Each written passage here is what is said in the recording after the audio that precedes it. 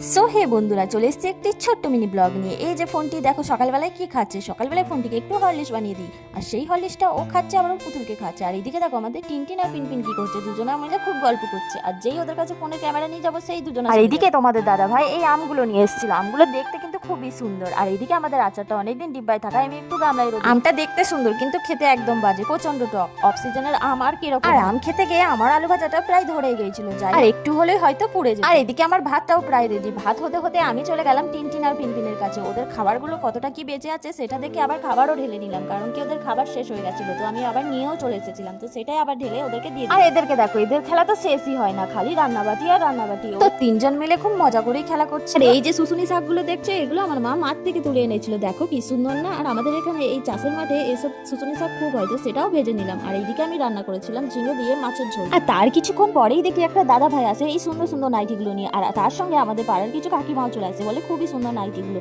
তো নাইটিগুলোর দামও কম ছিল। আর সবাই বলছে আমরা এখন অন্নপূর্ণা ভান্ডার পেয়েছি, তাহলে আমরা নেবো নাই বা কেন। তো সবাই নিজের নিজে পছন্দ করে একটা নাইটি নিয়ে নিল, আর আমি নিয়েছিলাম এই নাইটিটা।